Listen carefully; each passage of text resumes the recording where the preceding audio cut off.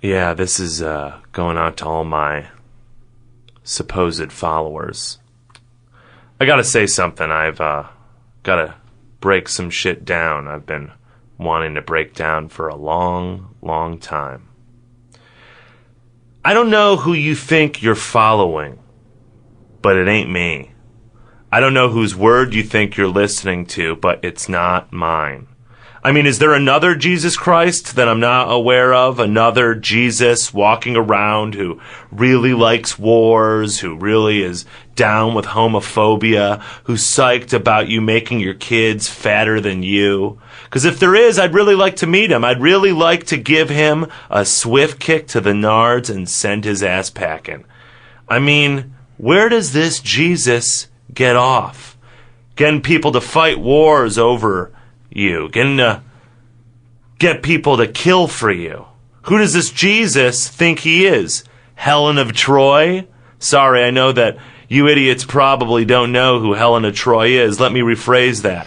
Who does he think he is? Cameron Diaz's pussy? I mean, come on, people. What? The Jesus you've got in your fat, white, pasty blockheads ain't me. Ain't even close to me. Here's the honest-to-God truth. Me no like war. Me no like murder. Me no like hate. Not into it. I'm into love, man. I'm into making that love happen, man. And the Bible? They should rename that shit to Charmin Ultra so people can start wiping their shitty asses with it so it can actually be put to some good use. Amen. The Bible? First off, not written by me. I know a lot of you doughy dummies would like to think so, but there's more of a chance that J.K. Rowling had a hand in writing that crap than I did. Let's get real, guys. The Bible was written to scare the shit out of you so you wouldn't have more fun than the boring assholes who wrote it. Well, here I am, the real Jesus telling you to just go outside, take a big deep breath, and make some mistakes. Mistake it up. God knows I did. Like that time at the Last Supper when I ate too much dairy. Ooh, big mistake.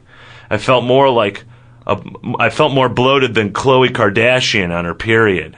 I mean, I think I'm lactose intolerant, actually. I'm not sure. I've never gotten it officially tested, but I gotta be. I mean, I can't even eat a sliver of cheese or butter or put a drop of milk in my coffee without my ass turned into a big brown wind tunnel. I knew it, too. I should have controlled myself at the please. Sorry. Should I not have done that right into the microphone? Yeah. I knew it, too. I should have controlled myself at the supper. But I wanted all those tastes and flavors. I didn't want to censor my fun, especially when it's my last supper and all. I mean, maybe I'm the wrong one here, but I think at my last supper, I should be able to eat whatever I want. Plus, it's such a bummer when you're hanging out with people who don't have any dietary restrictions, and you do. They get to go crazy, and you've got to limit yourself. You want to have that freedom. I wanted to have that freedom, so I said screw it.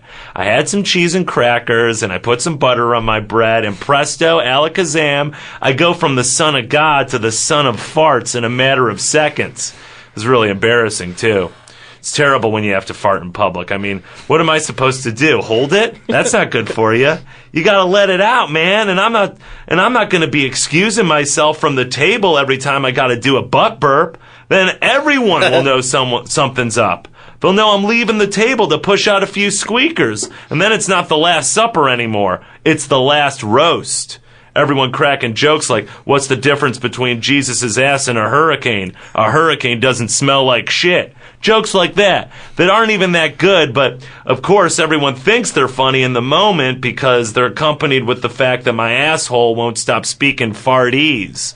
So yeah, I didn't wind up excusing myself. I just clenched my butthole in such a way that I made sure my gas bombs were silent. That way no one can trace the source of the sound. Then I feel really guilty about this, and this is really low, but I started blaming it on the waiter. I know that's not okay, right? But the waiter was pretty overweight, you know. You know how someone has that kind of I'm smelly type of look? Well, That's what he looked like. So it was an easy lie to pull off, and I was real good about timing the farts so that the first ones I tooted came out when he was in the room. After the first few, I was able to just let them rip, because at that point, farts were just everywhere, and, no one could tell the difference between old lingers and new freshies. So, yeah, I've made some mistakes. What the fuck is this about? Excuse me. What? Okay, sorry. What? I'm getting to that, if you would be patient. All right. It's about farts. No, it's not. Go on.